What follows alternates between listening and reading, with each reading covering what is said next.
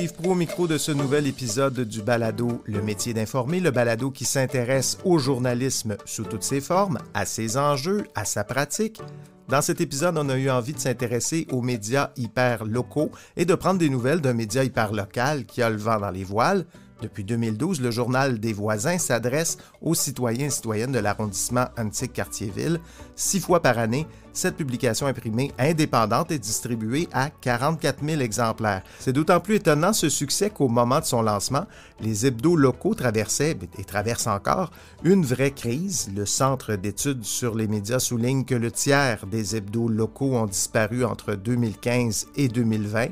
La situation est encore plus critique à Montréal, où les hebdos locaux sont en concurrence avec les nombreux autres médias de la métropole. Et alors que les revenus publicitaires se dirigent en ligne, on le sait, par-dessus tout ça, s'est ajouté ce nouveau règlement entré en vigueur ces dernières semaines à Montréal qui interdit la distribution d'articles publicitaires sans consentement, le Publisac. Et on rappelle que les hebdos locaux étaient jusqu'alors inclus dans ce fameux Publisac. L'avenir des médias locaux passe-t-elle encore par le papier? Qu'est-ce qui fait que le Journal des voisins semble tirer fort bien son épingle du jeu malgré le contexte? On en discute avec l'éditeur du journal, Simon Van Vliet, et l'actuel rédacteur en chef qui a une longue feuille de route en matière de médias hyper locaux, Stéphane Desjardins.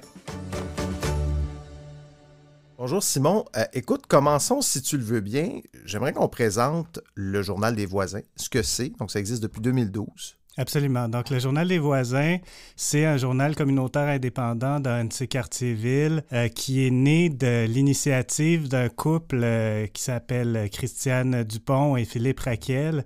Donc, Christiane Dupont, c'est une journaliste de métier là, qui a roulé sa bosse là, comme indépendante pendant très longtemps, qui a enseigné le journalisme. Philippe, lui, il avait une expérience dans le milieu des affaires, de l'informatique. Puis, en fait, à un moment donné, il lui a proposé de partir ce projet-là parce qu'il constatait qu'il y avait un besoin en information hyper locale dans leur quartier d'Antique-Ouest. Sont-ils encore impliqués, Christiane et... Christiane a pris sa retraite en juin 2012. Et Philippe, lui, est en pré-retraite, là, donc on est actuellement à la recherche de quelqu'un pour le remplacer à la direction des ventes. Là. En ce moment, il assume le rôle de direction des ventes depuis maintenant 1 an, alors qu'il m'a cédé le poste d'éditeur en juin l'année dernière, quand Christiane est partie à la retraite. C'est un journal imprimé. En fait, à la base, c'est un journal web. Journaldesvoisins.com, c'est le nom de l'organisme, puis c'est le nom d'usage du média depuis le départ. Mais rapidement, le journal a été imprimé. Au départ, c'était imprimé sur du 8,5 par 17 plié, là, distribué à 3000 copies de main à main, là, okay. Littéralement, de porte à porte, mais c'était vraiment un journal de voisins. Oui, C'était très artisanal. Puis c'est vraiment parti de cette impulsion-là que Christiane et Philippe ont eu de répondre à un besoin en information hyper locale qui a émergé à mesure que les hebdos dépérissaient. Là. Je veux dire, on le sait aujourd'hui que les hebdos à Montréal, ils sont à toute fin pratique morts. Là. Je veux dire, il y en a encore quelques-uns, mais la plupart des hebdos n'existent plus. Là. Le métro, ils sont rendus en mensuel, en point de dépôt. Donc, mais à l'époque, déjà, Transcon avait repris, ou était sur le point de reprendre, là, je ne sais plus, 2012, là, il n'y avait peut-être pas encore je me rappelle pour plus acheter, des années, là, mais dans ces années-là. Il fallait quand même être un peu fou, non, pour lancer un média hyper local, alors que les hebdos locaux, tu l'as dit, ça périclitait partout, à Montréal, mais ailleurs aussi. Écoute, tu sais, je pense que c'était, oui, tu sais, dans tout projet d'affaires, il y a toujours un petit élan de folie, puis dans les projets d'affaires, dans les médias, encore plus, peut-être, surtout de nos jours, là. Mm-hmm. Mais il faut se rappeler qu'à l'époque, il y avait Rue Masson qui était né en 2008, qui avait un gros succès d'estime en ligne, là, ça fonctionnait vraiment bien. Leur modèle de revenu était pas très solide, ce qui a fait en sorte que s'ils ont porté ça pratiquement bénévolement pendant 10 ans. Le Journal des voisins, dans la folie du projet, il y a aussi eu une espèce d'élan de génie qui était de tout de suite incorporer ça comme un organisme à but non lucratif et de l'inscrire comme un média écrit communautaire, sachant qu'au Québec, il y a un programme... Tu l'as dit, le programme n'existait pas quand ça a été un OSBL. C'est assez récent, ce programme-là. Non, le programme d'aide aux médias écrits communautaires du Québec, le PAMEC, qui est un programme du ministère de la Culture, existe depuis des décennies. L'Association des médias écrits communautaires du Québec. En ce moment, vous recevez aussi du financement je parlais plutôt de l'autre programme, l'initiative de journalisme local, mais ça, c'est venu beaucoup plus tard. Donc, le Journal des voisins a été créé dans un élan de répondre à un besoin que Christiane et Philippe ont identifié en voyant que l'information que les hebdos produisaient, l'hebdo local dans leur coin, le Courrier d'Annecy, déclinait la qualité, la profondeur, tout ça, ça dépérissait, puis ils sont partis du principe que s'il y a un besoin, il y a un marché. Mais moi, c'est ce que j'en déduis, c'est qu'ils avaient cette intuition-là, peut-être pas formalisée comme ça, mais ils se sont dit, c'est sûr qu'il y a quelque chose à faire avec ça. Puis rapidement, ils ont réussi à être admis au programme d'aide aux médias écrits communautaires du Québec qui est venu assurer une petite entrée de fonds. Il y a une subvention au fonctionnement du ministère de la Culture pour les médias écrits communautaires qui est basée sur un certain nombre de critères, dont le tirage. Puis donc, je le disais, au départ, le tirage, on parle de 3000 copies. La première édition en juin 2012. Rapidement, le tirage a augmenté. Ils sont passés à presque 7000 la première année. Ensuite, à 17 000, 18 000 quelques temps plus tard. C'est la preuve qu'il y avait un besoin, là. Absolument. Et qu'est-ce que les gens aiment de ce média-là? Qu'est-ce qu'on vous dit comme commentaire? Bien, les gens, ce qu'ils aiment, c'est la rigueur, la qualité, la profondeur, l'originalité aussi, parce qu'il y a quand même un ton qui est différent. On a beaucoup de chroniques qui sont offertes à des gens du quartier, donc il y a aussi un certain ton personnel, une touche personnelle. Puis bon, tu sais, Christiane avait un style bien à elle d'écriture. Puis tous nos journalistes ont leur plume, leur couleur. Puis bon, c'est vrai. Donc, d'avoir cette espèce de couleur-là, tu penses que c'est un aspect qui vous démarque par rapport à la concurrence? Parce qu'il reste de la concurrence quand même. Bien, sur notre marché, à nous, il n'en reste plus beaucoup. Il reste Métro, Antique, Quartier-Ville qui est un peu générique, là. C'est ça. C'est dans la pure tradition de ce que les hebdos sont devenus. Puis je dis ça en tout respect pour les collègues qui travaillent là, puis je sais que la situation est vraiment pas facile pour les gens à la rédaction de Métro, là. Fait que c'est vraiment pas un jugement sur la qualité des journalistes eux-mêmes. Mais ce qu'on voit, puis on le voyait déjà à l'époque, il y a 10 ans, c'est que les hebdos, pour couper les coups, ils coupent les coins ronds, ils reproduisent des communiqués de presse à peu près tels quels en mettant une signature de journaliste, puis en changeant 3-4 phrases, mais sans on a un journaliste pour faire 26 pages. C'est ça. Puis donc, la concurrence, elle existe toujours, mais ce que les gens reconnaissent en nous, c'est une constance, une qualité, puis une profondeur qu'ils ne trouvent pas ailleurs. Puis ça tient en partie au fait que le Journal des voisins, bien, ça fait 10 ans qu'on est là, puis qu'on suit les choses, puis veut pas... Au départ, c'était une toute petite équipe, hein? C'était 2 personnes qui portaient ça. Rapidement, ils se sont entourés de jeunes, des stagiaires,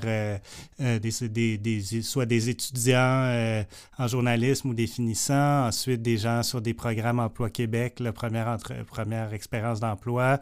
Mais ils ont bâti une équipe avec une énorme continuité dans la ligne éditoriale, dans la compréhension des enjeux, ce qui fait qu'aujourd'hui, on est capable, quand on parle d'un sujet, de se référer à ce sujet-là il y a 10 ans en mettant les choses en perspective, ce qu'on ne peut pas faire quand on est, même si on est la meilleure personne, là, si on a une bonne formation puis un bon sens journalistique, quand on débarque dans un quartier puis qu'on se fait envoyer à un événement, un lancement d'un programme, là, on le sait-tu que la personne qui est chargée de projet travaillait avant à la table de concertation, puis que cette personne-là aussi menait tel autre projet qui était... c'est comme ça Quand prend... on est installé dans son quartier depuis tant d'années, ben finalement, tu finis par connaître les gens, puis tu finis par mieux connaître les enjeux.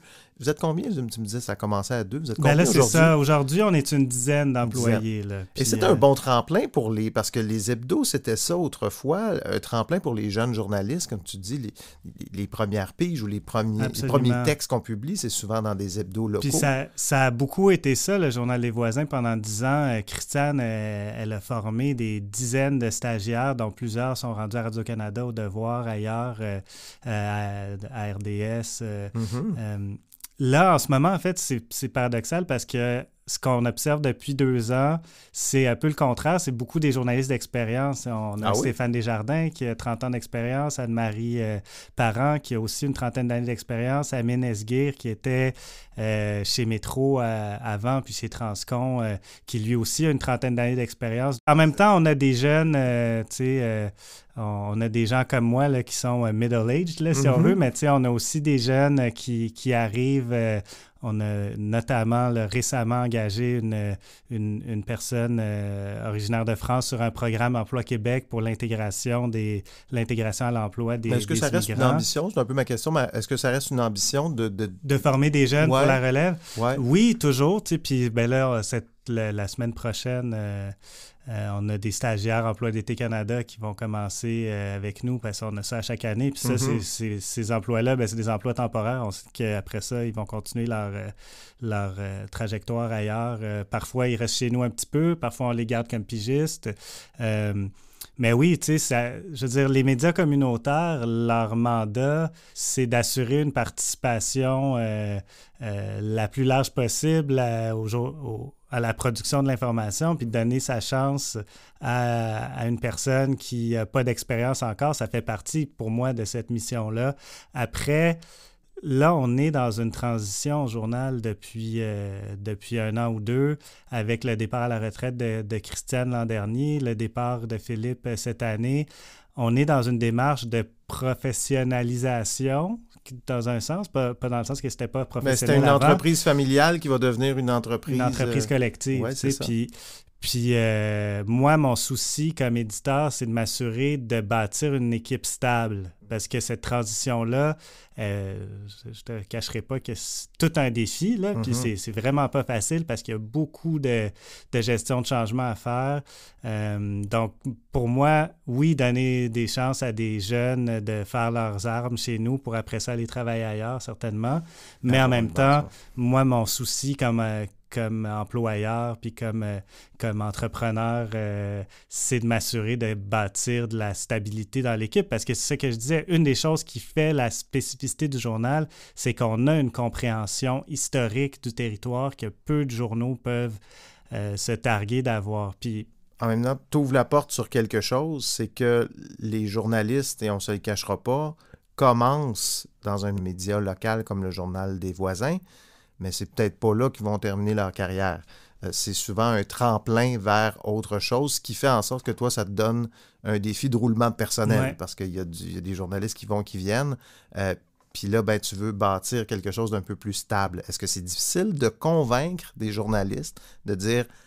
On aimerait ça que tu passes plusieurs années chez nous, quelques années chez nous, à couvrir les enjeux locaux. Est-ce que il y a beaucoup de candidats pour ça? Ben là, tu sais, on a réussi à combler tous les besoins qu'on avait dans les dernières années avec un mélange de jeunes qui sont restés quelques mois ou quelques années, puis là, de personnes avec plus d'expérience qui, elles, sont engagées là, d'une façon plus pérenne. Puis bon, tu sais, tous nos emplois, on les affiche comme des emplois permanents. Là. Donc, a priori, les gens, moi, ça fait partie des choses que je leur demande quand je les passe en entrevue. Comment tu vois l'avenir? Est-ce que tu dois être avec nous pendant 1 an, pendant des années? C'est sûr qu'après, tu ne peux pas empêcher les gens d'aller surtout qu'en ce moment, les journalistes, on se les arrache un peu. Ouais. Depuis que les gouvernements ont commencé à financer la presse écrite, il y a plus d'offres d'emploi, il y a beaucoup plus d'offres, puis on voit qu'il y a une pénurie même dans le monde du journalisme. Toi, ça fait quand même plusieurs années que tu travailles dans le monde communautaire, des médias hyper locaux. Qu'est-ce qui t'intéresse dans ce type de journalisme? Tu sais, quand on étudie en journalisme, on veut voyager, on a Tintin, on veut faire le tour du monde, couvrir des grands enjeux. On imagine peut-être pas couvrir son coin de rue, son quartier, la boulangerie du coin. Qu'est-ce qui t'attire là-dedans?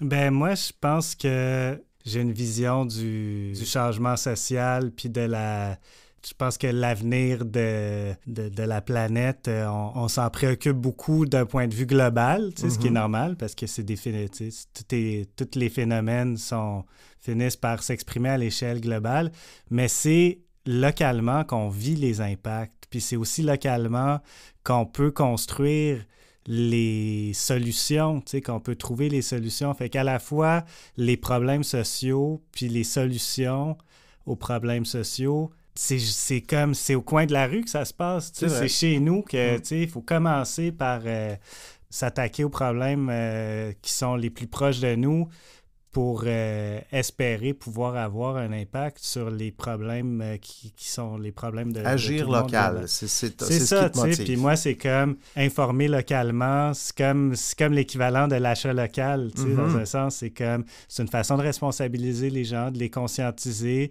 de leur donner les outils pour participer de façon éclairée au débat public puis aux délibérations collectives qui les concernent. Puis tu sais, je veux dire, les journalistes, en général, là, comme tu dis, là, ils veulent être Tintin ou les journalistes ont souvent une espèce d'idée romantique du métier avec la volonté d'être... On ne se le cachera pas aussi, il y a beaucoup de gens qui vont dans ce métier-là parce qu'ils ont des gros égos puis qui veulent avoir la plus grosse tribune possible pour voir leur face, en gros, sur des billboards sur le bord de l'autoroute. C'est comme... Je caricature, mais ça pour dire que, tu sais...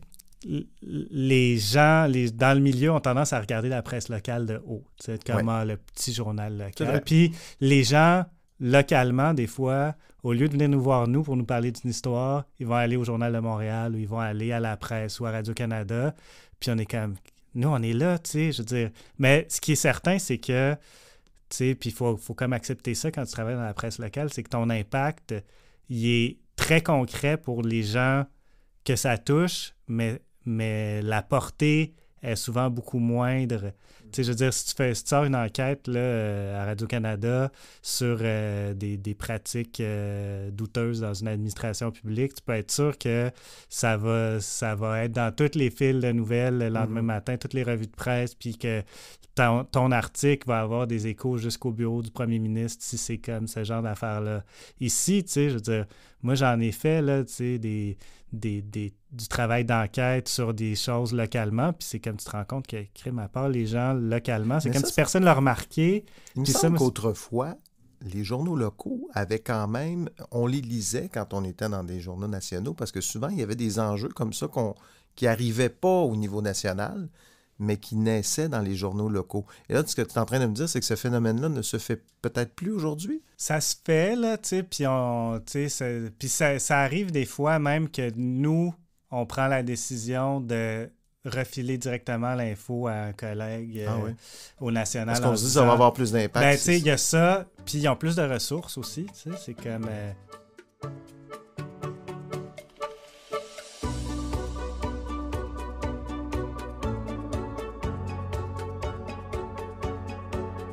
Vos sources de revenus, de financement, bon là on a parlé tantôt le financement public avec les médias locaux, médias communautaires, l'initiative de journalisme local, ça c'est depuis 2020. C'est un programme ça avec la pandémie, si je ne me trompe pas. C'est un programme en fait, ce programme-là il a été mis en place dans la foulée du package là, de 600 millions du fédéral en 2019.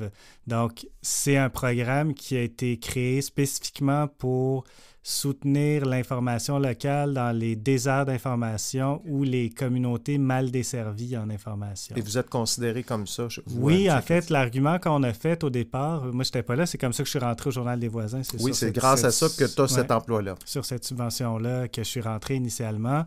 Au départ, ce qu'on constatait, c'est que l'hebdo de l'Ouest, donc le courrier de Bordeaux-Cartierville, paraissait de façon sporadique, qu'il y avait de moins en moins de contenu dans ce secteur-là. Donc, on a fait valoir, dans le cadre de notre demande à l'initiative de journalisme local, qu'avec un journaliste sur ce programme-là, on serait en mesure d'offrir de l'information à la communauté de Bordeaux-Cartierville qui était sous-desservie en information. De fil en aiguille, ça reste le mandat principal qu'on a avec l'IGL. C'est substantiel, cette subvention-là? C'est un salaire à temps plein à 25 piastres de l'heure. Fait que c'est un 45 000 par an. Il y a la publicité encore? La publicité encore, puis je te dirais principalement la publicité papier. Nous, c'est ça qu'on constate, c'est que c'est encore largement dans le papier qu'il y a des revenus publicitaires à faire, ce qui est un peu paradoxal parce que je vois tous les autres qui sortent du papier puis je me dis, mais OK, oui, il y a des coûts, là, on s'entend, ça coûte cher à imprimer, à distribuer, mais... c'est rentable. Mais c'est rentable. Nous autres, nos éditions, tu sais, bon, avec la subvention de l'IGL, on couvre un salaire de journaliste. Avec maintenant les crédits d'impôt sur la masse salariale des journalistes auxquels on est admissible aussi depuis... qu'on a été reconnu comme organisme de journalisme enregistré en 2021. Ça couvre une partie de nos salaires de journalistes. Donc, tu sais, la masse salariale pour la production du contenu est absorbée en partie par des aides publiques.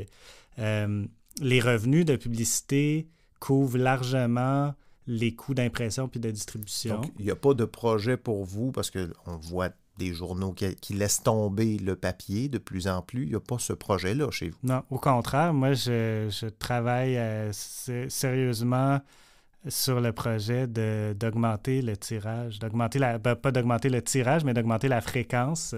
Parce que nous, on tire 6 fois par an. Puis souvent, il y a des annonceurs qui sont comme « Ah, mais tu sais, moi, j'ai un événement, mais tes dates sont comme juste un peu trop tard pour nous, ou juste un peu trop tôt. » Puis... tu sais, c'est mon intuition. Puis il faut dire qu'on est une entreprise d'économie sociale aussi. Fait que notre but, c'est pas de générer des bénéfices pour des actionnaires. T'sais. Parce que le modèle qu'il y avait avant pour les hebdos locaux, c'était de grands groupes qui avaient un réseau de journaux un peu partout. Québécois en avait un, Transcontinental en avait un. Maintenant, Métro Média a son réseau aussi. Ce modèle-là ne semble pas fonctionner actuellement en 2023. Tandis que le vôtre, tu nous le dis, on va augmenter notre tirage, on ne pense pas laisser tomber le papier. Tout ça, c'est à contre-courant complètement de ce qu'on entend depuis des années. Mais pourquoi ça ne marche pas, le modèle réseau? Le modèle, je ne sais pas si c'est le modèle réseau qui ne marche pas. Moi, je pense que ce qui ne marche pas, c'est le modèle à but lucratif. Ah. Tu sais, c'est parce qu'il n'y a pas d'information. Il n'y a plus d'argent à faire avec l'information. Il n'y a pas d'argent à faire à produire de l'information. Il n'y en a jamais eu, soit dit en passant. La seule chose qui produisait de l'argent, c'était la pub, puis c'était l'intégration de la distribution, de l'impression, puis de la publicité. Je veux dire, c'est pas pour rien que Transcontinental il s'est mis dans ce business-là. C'est parce qu'il contrôlait l'impression puis la distribution. Fait que là, contrôler les journaux en plus, ben, c'était comme c'est de l'intégration. Je me rappelle jamais si c'est vertical ou horizontal. Moi, je ne me souviens pas, mais je comprends ce que tu veux dire. Là, je veux dire, il intègre toutes les fonctions de la chaîne de production et donc de la chaîne de valeur. Mais le problème, c'est que ces entreprises-là, la valeur de l'information comme service public, comme bien public, ça ne les a jamais intéressés. C'est-à-dire, la seule valeur que l'information avait aux yeux des actionnaires de ces entreprises-là, c'était la plus-value qu'on pouvait en tirer. Puis de la plus-value, il n'y en a plus vraiment qu'on peut tirer de l'information. Donc, moi, je pense que la raison pourquoi ça ne marche plus pour les grands groupes de presse, c'est parce qu'il y a encore des actionnaires qui cherchent la rentabilité puis ils ne veulent pas perdre d'argent. Je veux dire, c'est des capitalistes, ils cherchent un retour sur investissement. Fait que c'est sûr qu'ils n'en ont pas de retour sur investissement. Donc, ils désinvestissent. Donc, la qualité décline. Donc, la valeur du produit décline. Donc, ils perdent plus d'argent. Donc, ils finissent par fermer leurs journaux ou par les larguer comme Transcontinental a fait, comme Jessica Power Corp a fait. Tu sais, c'est comme... moi, je trouve que c'est le grand changement qu'on a vu dans les peut-être 5-6 dernières années, c'est exactement ce que tu viens de dire. Il n'y a pas d'argent à faire avec l'information, donc on est rendu avec des coops, des OSBL. La presse est devenue une OSBL, des coops de l'information. Ce sont des entreprises d'économie sociale. Je fais des guillemets, aériens. Des gros guillemets pour la presse. Mais ce sont des entreprises qui ne visent pas un profit. à la base, qui sont là pour faire travailler des gens, qui sont là pour... Bon, pour répondre à un besoin, parce que c'est besoin. comme l'économie sociale, c'est ça, tu sais, c'est répondre à des besoins auxquels ni l'État ni le marché peuvent répondre. Puis c'est clairement pas à l'État de répondre aux besoins d'information. Je veux dire, ils le font à travers les radios-télédiffuseurs publics, puis c'est tout à fait, tu sais, quoi qu'en pense Elon Musk, là, je veux dire, c'est très bien d'avoir un réseau public d'information, mais on ne peut pas avoir juste un réseau public d'information. Mais le marché est clairement plus capable de répondre, là. C'est comme... parce que les impératifs du marché font en sorte que la seule façon dont le marché est capable de répondre, c'est en faisant des produits, tu sais, des produits vraiment... limite du point de vue déontologique, avec du contenu de marque pas vraiment identifié, vendre le contenu finalement aux annonceurs. Ben, je veux dire, c'est correct là, d'en faire du publi-reportage, ça s'est toujours fait, mais c'est que de nos jours, les annonceurs, ils veulent plus que ça s'appelle du publi-reportage, ils veulent plus que ça ait l'air d'être de la pub, ils veulent que ça ait l'air d'être du contenu, ils veulent que ce soit signé par des journalistes. Les influenceurs sur YouTube, ils offrent tout ça, eux autres. C'est ça, tu sais. Puis c'est ça, tu sais, c'est que le modèle d'affaires de la publicité, surtout en ligne, a complètement changé. Ouais. Mais la valeur de l'imprimé publicitaire demeure. Puis regarde, c'est pas pour rien que Transcontinental se sont fendus se sont fendus les méninges, ça se dit pas, là. Se sont creusés les méninges. Fendus en quatre, ça on peut le dire. Ils ont vraiment cherché comment faire pour continuer à distribuer leur circulaire que la Ville de Montréal ne voulait plus voir dans les Publisacs. Parce qu'il y avait une valeur. Là. On voulait qu'on en parle d'ailleurs du Publisac, parce que bon, vous, ça ne vous touche pas, parce que vous n'étiez pas encarté là, dans le Publisac, vous aviez votre propre...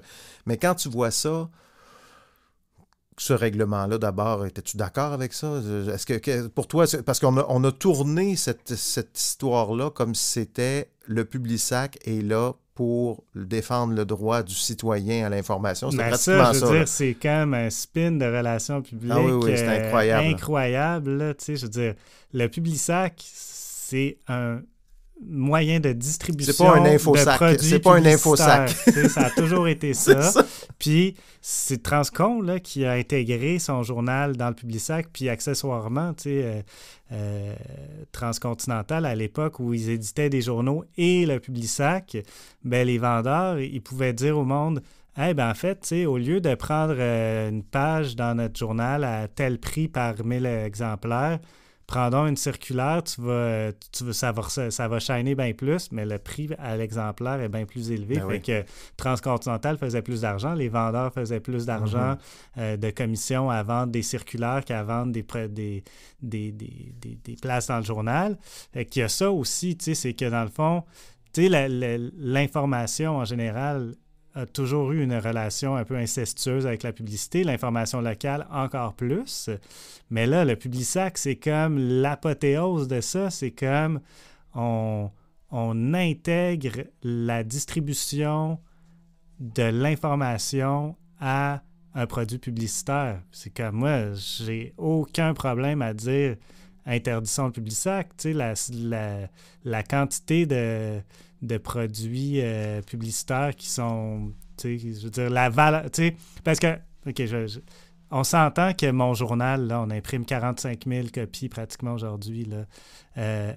Il n'y a pas, il y a sûrement des copies qui se ramassent direct au recyclage, là, je ne suis pas naïf, là, mais la valeur de ce qu'on produit en termes d'intérêt public, en termes d'impact social, est pas mal plus importante que la valeur d'une circulaire de Pharmaprix qui se ramasse au recyclage. J'aurais tendance à être d'accord avec toi là-dessus. Je veux dire, d'un point de vue commercial, la circulaire de Pharmaprix, elle vaut pas mal plus cher que mon journal. Oui, ça c'est sûr. Mais d'un point... fait que c'est ce que je veux dire, c'est que je pense que la logique derrière le règlement de la Ville de Montréal, elle tient la route. De dire les imprimés publicitaires, là, c'est pas un droit là, constitutionnel de distribuer de la publicité à toutes les portes. Là. C'est un privilège commercial. De toute façon, il n'y a pas eu de levée bouclier puis de manifestation contre ça. Il y a à part les communiqués de Transcontinental puis les quelques articles où est-ce que les... Ouais, puis toute la campagne de PR de Métro après. Oui, c'est vrai, il y a eu Métro qui est... Parce que Métro était dans... C'est ça, c'est parce qu'en fait, il faut comme savoir que quand Métro Média a été créé pour racheter le journal Métro, le quotidien, c'est parce que la compagnie qui l'a racheté distribuait le journal Métro. À la base, l'entreprise d'Andrew Mully, c'était une entreprise de distribution par point de dépôt qui distribuait le Métro. Fait qu'il y avait tout intérêt à racheter Métro dans la même logique que Transcontinental a racheté les hebdos pour les imprimer puis les distribuer. Par contre, les hebdos étaient distribués porte à porte par le Publisac, puis de ce que j'en comprends, dans les conditions d'achat de Métro, Métro Média était tenu d'acheter les hebdos et de poursuivre la distribution dans les Publisac. Mais c'était pas son modèle d'affaires à lui, la distribution porte-à-porte. Puis, lui, il s'est comme ramassé, attaché les mains avec le Publisac quand il a acheté Métro. 5 ans plus tard, le Publisac est interdit. Le modèle de distribution de ces hebdos est complètement mis à l'envers. Il passe à de la distribution en point de dépôt, ce qui était son modèle d'affaires avant pour Métro. Mais ils vous ont pas appelé pour savoir c'est quoi votre recette, comment ça fonctionne chez vous, parce que ça... Non. ça va pas être... Écoute, tantôt, on a commencé, parce que là, on a fait une grande parenthèse, on parlait des sources de financement. Ouais. Il y a donc les subventions, l'aide publique, la publicité imprimée. Vous avez des abonnés, vous avez du soutien de vos lecteurs aussi. On a des membres puis des donateurs. Donc... Si on regarde, mettons, en termes de je ne veux pas que tu me donnes des chiffres précis, là, mais... je peux te donner, là, moi. Mais tu sais, juste en termes de proportion, tu sais, transparence radicale. Là. En termes de proportion, de vos sources de revenus, ce serait quoi, c'est vraiment minime. Tu sais, l'an dernier, on parle de 30 000 de revenus de dons et d'adhésions, dont 15 000 d'un donateur qui nous a offert ça comme pour doubler la mise de notre campagne de financement. Là. Donc, mais 15 000 quand même d'un particulier, c'est sûr que c'est très généreux de sa part. Puis après 15 000 c'est comme... Il y a à peu près 200 personnes, grosso modo, qui nous donnent de l'argent parfois à chaque mois, parfois une fois par année. À chaque édition qu'on sort, il y a des chèques qui rentrent. Fait que c'est comme...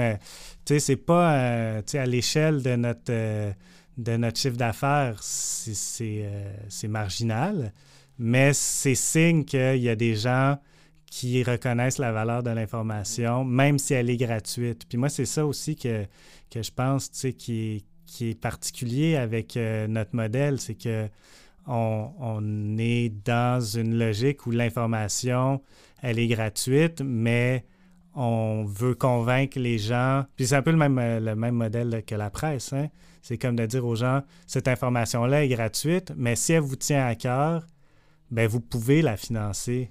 Ça, c'est sûr que c'est un comportement qui est complètement nouveau, parce qu'on n'est pas habitué à ça. On est habitué à payer pour un journal ou de l'avoir gratuitement, mais de dire, j'aime cette information et je veux contribuer. Ça fonctionne quand même assez bien à la presse. Il y a un plus gros volume. Volume. Je ne sais pas à quel point ça va fonctionner de façon récurrente dans le temps, puis ça va être entré dans les habitudes des gens de payer pour l'information, mais de façon volontaire. Penses-tu qu'il y a un avenir à ça? Moi, je pense que oui. On le voit avec des modèles comme le Narwhal, qui est financé exclusivement par... Ça, c'est un journal. Ça, c'est un journal d'enquête environnementale qui est né en Colombie-Britannique, mais qui sont rendus avec des antennes. C'est pas avec le TAI? Oui, c'est ça. Ils ont certainement une filiation d'intérêt. Puis oui, il y a des liens, je pense, entre les deux organisations. Mais le Narwhal, c'est vraiment... Ils gagnent plein de prix d'enquête. Ils sont exclusivement numériques. Mais là, maintenant, ils ont une édition papier qui sortent... mais à la base, c'est un média numérique financé à 100% par des dons du public, puis qui est 100% gratuit. Puis c'est comme, ça marche, là, mais c'est de niche, c'est sûr que c'est la niche enquête, environnement, qui rejoint quand même une grande communauté. Le défi de faire ça à l'échelle hyper locale, c'est que Puis, je veux dire, ça reste une niche, l'hyper-local, c'est une niche, mais... Ouais, je veux dire, effectivement. Je veux dire, notre niche, c'est 137 000 personnes qui habitent dans Annecy-Cartierville.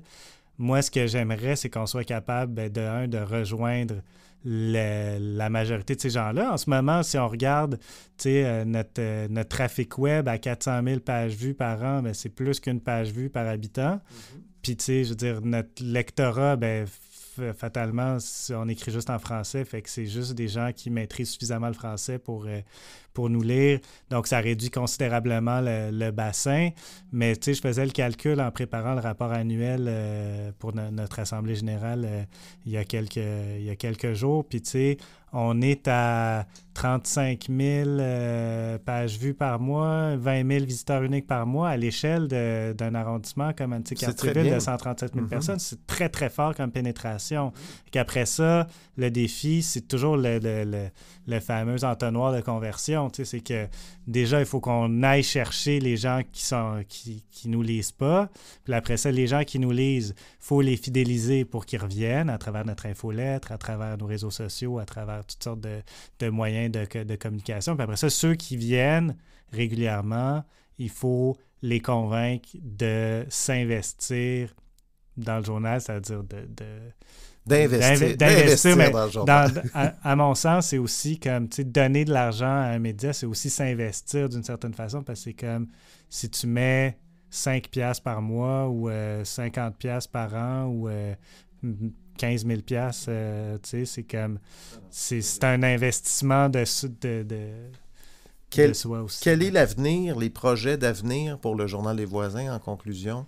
J'en parlais tout à l'heure. Moi, la transition. La transition, puis la relève entrepreneuriale qui est en cours, ça, c'est comme un projet d'avenir dans le sens où le journal a existé, fonctionné, subsisté pendant 10 ans, en grande partie à travers l'investissement des 2 cofondateurs qui se sont donnés corps et âme pour ce projet-là, qui était leur bébé. Donc là, cette transition-là, c'est un point tournant parce que là, il faut qu'on réussisse à faire à plusieurs ce qu'eux faisaient à 2, ce qui a l'air simple dit comme ça, mais dans les faits, c'est vraiment pas si simple que ça. Le fait est que l'avenir du journal, il se joue dans cette transition-là en partie, parce qu'il faut être capable de consolider l'équipe, de consolider aussi le lien d'attachement au journal qu'eux ont bâti. Parce que veut pas, c'est comme ils se sont tellement investis dans ce journal-là qu'il y a une grande partie de la crédibilité, puis de la notoriété, puis de la reconnaissance du journal dans le quartier qui est liée à leur reconnaissance à eux comme citoyen d'Annecy-Cartierville. En tout cas, je vous souhaite le meilleur pour la suite. Merci beaucoup, Simon, d'être venu nous parler de tout ça, médias hyper locaux et du Journal des voisins. Bonne chance pour la suite. Ça me fait plaisir. Désolé pour toutes les digressions.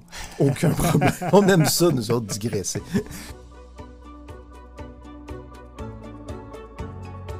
Dans le studio est arrivé Stéphane Desjardins, qui est le rédacteur en chef du Journal des voisins. On était censé se faire une discussion avec Simon. Les horaires n'étaient pas alignés aujourd'hui. Alors, je te parle. Stéphane, bonjour. Bonjour. Stéphane, donc, je l'ai dit, tu es rédacteur en chef du Journal des voisins depuis 2-3 ans? Depuis 2 ans, on pourrait dire ça, oui, 1 an et demi. Avant ça, c'est pas ton premier emploi. Avant ça, tu as eu... Regarde, ça fait 40 ans, je fais du journalisme. J'ai été chroniqueur au Devoir. J'ai dirigé le journal Finance Investissement, Québec Inc. J'ai aussi lancé une entreprise qui s'appelle Pamplemousse Communication. Bon, c'est de ça que je veux qu'on parle. Parce que Pamplemousse, c'était un média hyper local. C'est comme ça qu'on vous le présentiez, non? À la base, c'était une société de communication qui me servait de paravent pour ma carrière journalistique. C'est un peu drôle. Et j'ai voulu lancer un journal dans mon quartier d'adoption. Je suis parti, j'ai déménagé plusieurs fois, moi, dans ma vie. Je suis un nomade, un tech-nomade, comme on dit. Et je me suis installé dans le Faubourg Contrecoeur, un quartier nouveau, il y a 15 ans, qui était dépourvu de vie de quartier. Ils ont bâti un quartier complet. Il y a même eu un scandale sur le Faubourg Contrecoeur. Je ne sais pas si vous vous souvenez, ça passait à la commission Charbonneau. Il n'y a pas de boutique, il n'y a pas de service, il n'y a rien. Alors, les gens ne savaient pas où aller s'acheter de la bouffe puis des choses comme ça. Alors, j'ai dit, moi, je vais partir un journal parce qu'en plus, il y avait un désir d'apprendre un peu sur la vie de quartier, parce qu'il y avait quand même des quartiers anciens, environnants, qui avaient une vie foisonnante. Et ben, je me suis dit, on va faire un doublé, on va rendre service aux gens, on va leur donner la chance de savoir où aller chercher leurs produits et services, et on va parler de l'actualité du quartier. On est en 2013. À peu près. Et là arrive une situation un peu loufoque. Les gens de la table de Solidarité Merciès, qui est un peu la table le groupe communautaire qui chapeaute tous les groupes communautaires du quartier. Il y a un monsieur ou une madame qui me dit « Ben, tu devrais élargir ça à toute Merciès, hein? » Avec cette voix-là, j'imagine. À peu près, oui, vraiment. Alors, j'ai dit « Bon, OK, je vais le faire. » Puis là, et il s'est produit un phénomène que je ne m'attendais pas du tout. Ça a marché, mais tellement là qu'on s'est retrouvé avec une personne sur deux qui suivait le journal sur un territoire d'environ 40 000 personnes. Il y avait un besoin. Oui. Et j'avais à peu près 400 annonceurs potentiels, soit des institutions, soit des commerces, soit des industries ou des services, etc.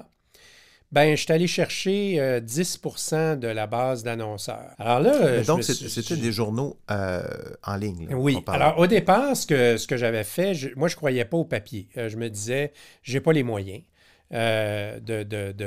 d'affronter le journal local qui s'appelait Le Flambeau, qui a été récupéré par un gros groupe de presse qui s'appelait Métro, Transcontinental, et qui a été vendu au groupe de presse Métro, dont vous avez certainement parlé en début d'émission. Alors, moi, je me suis dit, je vais faire un média uniquement en ligne, mais je vais sortir du stock à tous les jours, comme si j'étais un quotidien. Et j'ai engagé une journaliste très talentueuse, Marie-Ève Cloutier, qui a produit des textes avec moi. On était deux. Et on avait en moyenne un texte à 2 par jour sur l'actualité. Et il s'est produit un phénomène que tous les gens qui travaillent dans les journaux connaissent. Build it and they will come, c'est-à-dire que tu dotes une société d'une infrastructure, les gens s'en servent rapidement. Alors, les nouvelles venaient à nous et non le contraire. Alors, ça, c'est notre premier journal. Puis là, bien évidemment, là, je me suis dit, hey, ça pogne mon affaire. J'ai des annonceurs. Je fais un peu mon argent avec mon premier journal. Je vais en partir d'autres. Je me suis fait un plan d'affaires. Je me suis dit, je vais en partir une vingtaine dans la région de Montréal. Une vingtaine? Oui. Puis, donc, j'en ai parti un rapidement sur le plateau Mont-Royal, qui couvrait tout le plateau Mont-Royal. Et mon journaliste, c'était Simon Van Vliet. D'accord. Qu'on connaît parce qu'on vient de lui parler. Exact. C'était... en fait, c'était drôle parce que j'avais deux journalistes qui travaillaient pour le journal sur le plateau, parce qu'on s'entend que c'est un territoire beaucoup plus vaste où il se passait des choses assez rigolotes. Pour te donner une idée, Steve, dans les premiers temps où on a lancé Pamplemousse sur le plateau, il y avait toute cette saga des saillies de trottoir du maire Ferrandez, des voies à sens unique et du stationnement qu'on enlevait pour faire passer des pistes cyclables ou des mesures d'apaisement de la circulation. Et là, on est sur la rue Laurier où on enlève quelques places de stationnement pour faire passer des bandes cyclables tollées de la part de certains commerçants qui évidemment, pour certaines personnes, tu tasses les voitures et c'est la guerre du Vietnam. On s'entend, hein? C'est un peu comme ça. Touche pas à mon char. Mais à l'époque, aujourd'hui... C'est encore comme ça. Je peux te le dire, on vit ça avec le journal des voisins quotidiennement. Ah oui. Alors, là, donc, tu as les anti-Ferrandez qui scandent des slogans contre les pro-Ferrandez.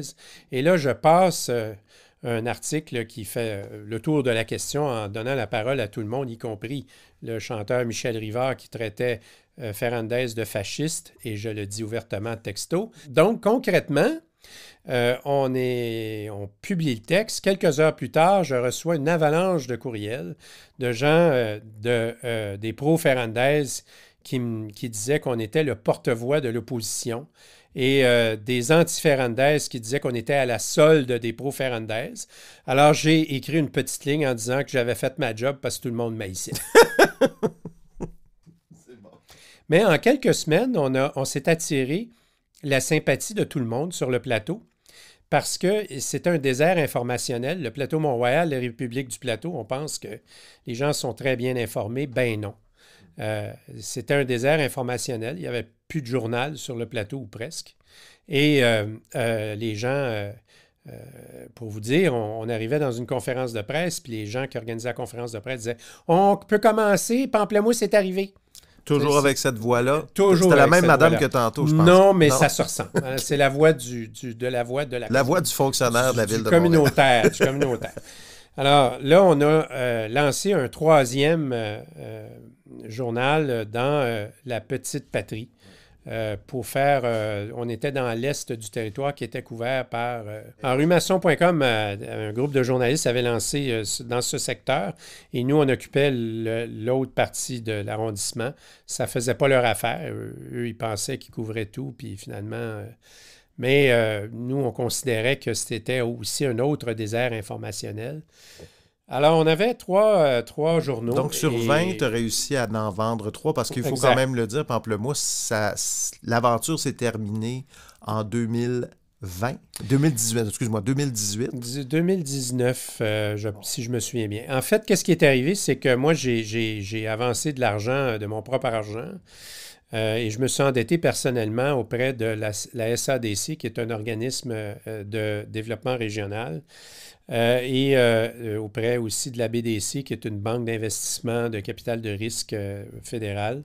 Alors, j'étais très bien préparé. C'était ça que je voulais dire. Je ne veux pas me vanter. J'étais simplement préparé. Je savais où je m'en allais. Et je m'étais donné un horizon de 5 ans. Et au bout de 4 ans, j'atteignais presque le point mort, le break-even, le point d'équilibre. À un moment donné, j'ai été face à une décision extrêmement difficile. J'étais dans une situation où j'avais une tempête un peu parfaite contre moi. Entre le moment où je m'étais lancé en affaires et le moment où je devais prendre cette décision-là, Google, Facebook ont pris le contrôle de la scène médiatique publicitaire. Et, entre autres, beaucoup de gens me disaient « Ben pourquoi j'annoncerais chez vous alors que sur Facebook, ça me coûte pratiquement rien. » Plus tôt, Simon disait, selon lui, que le problème avec les autres hebdos, mais parlons de Métro-Média, c'est que ils veulent faire une entreprise rentable avec l'information locale. Est-ce que tu penses que c'est pas... Simon disait, c'est impossible. L'information, ce n'est pas... On ne peut pas faire une entreprise rentable avec ça en 2023. Ça dépend à quoi. Je dirais, en information générale, il y a encore de la place pour un modèle de publicité. Je pense à Québécois, entre autres, qui sont des opérateurs quand même extraordinaires. Là. Ils arrivent à faire des choses... malgré des vents contraires, on va le dire. Et c'est pas parce que je collabore au Journal de Montréal. Je suis d'accord avec eux quand ils disent que Radio-Canada ne devrait pas avoir d'annonce. Je suis d'accord. Mais je comprends aussi le contexte historique. Mais ils ont beaucoup de vents contraires. Je dirais que le Journal des voisins aussi est une sorte d'anomalie dans le sens qu'on a des annonceurs fidèles. Mais on ne l'a pas facile, OK? Je vais te le dire, là, on ne l'a vraiment pas facile.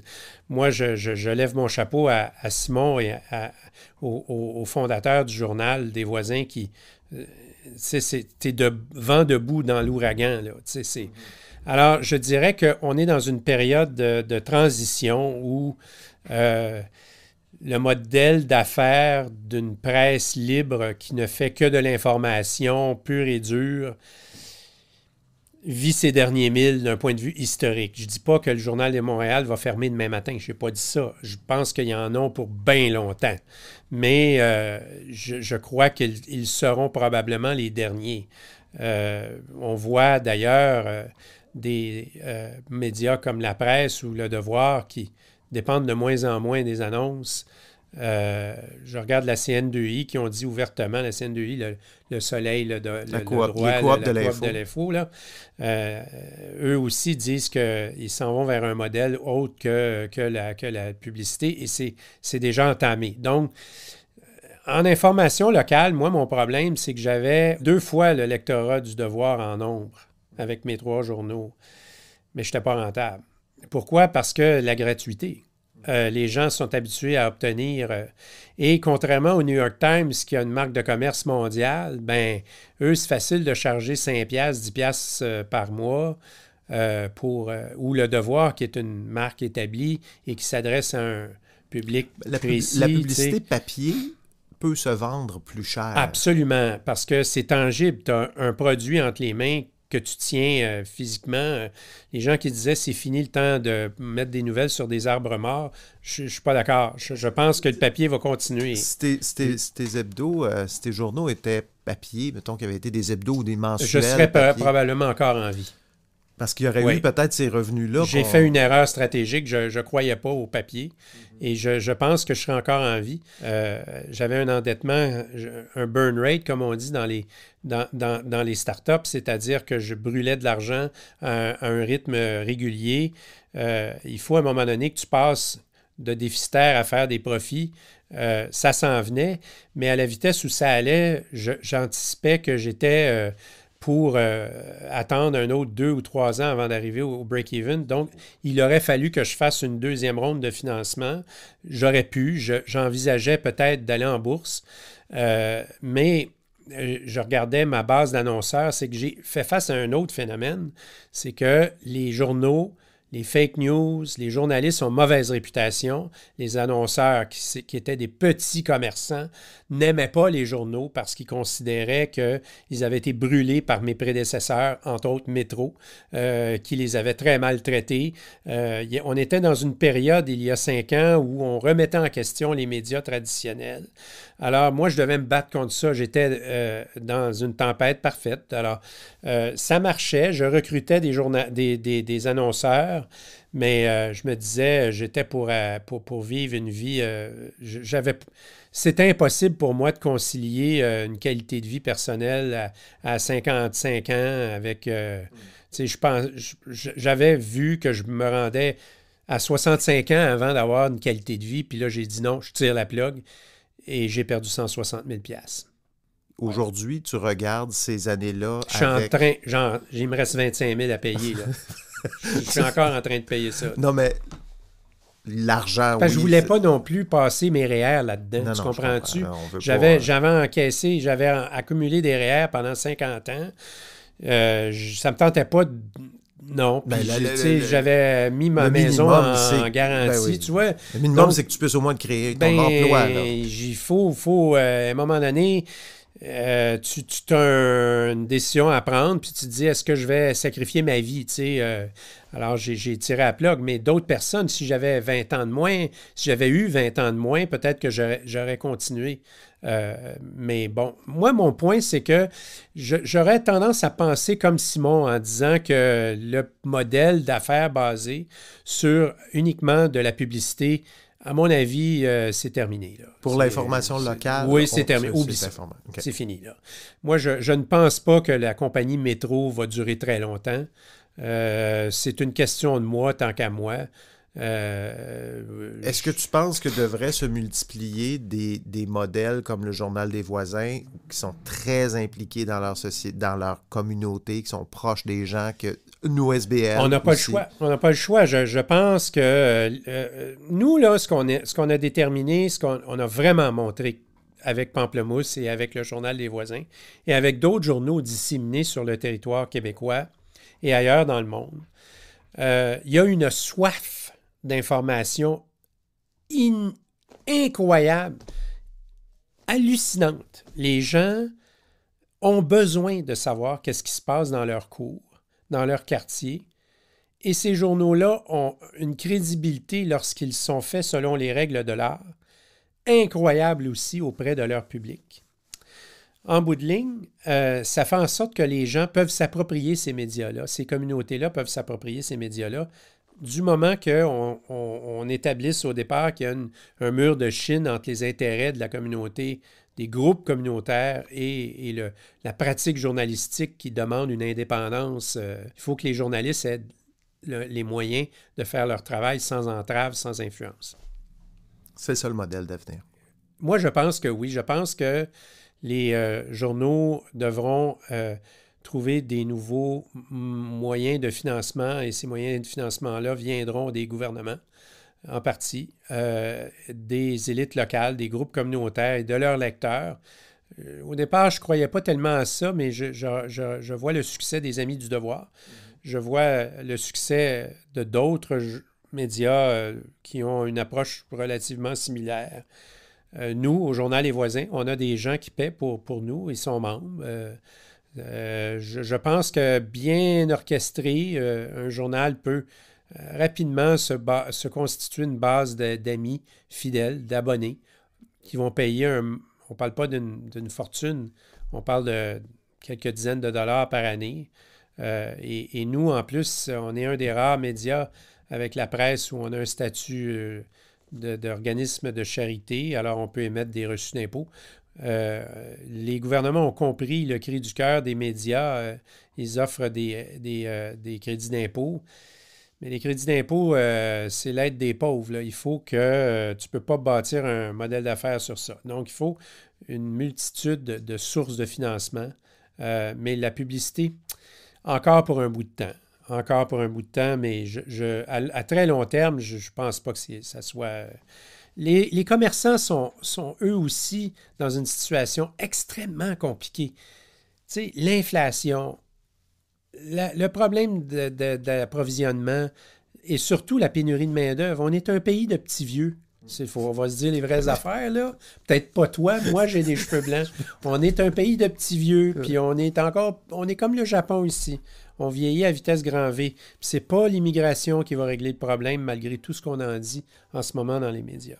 Donc, il faut trouver... les commerçants sont prêts avec ça. Donc, ils ont d'autres chats à fouetter que... Mais, d'un autre côté, c'est malsain que les commerçants ne s'impliquent pas dans leur communauté. Et s'impliquer dans la communauté, c'est encourager le journal local. Terminer là-dessus. Merci, Stéphane, d'être passé au micro du métier d'informer aujourd'hui. Bien, ça me fait plaisir.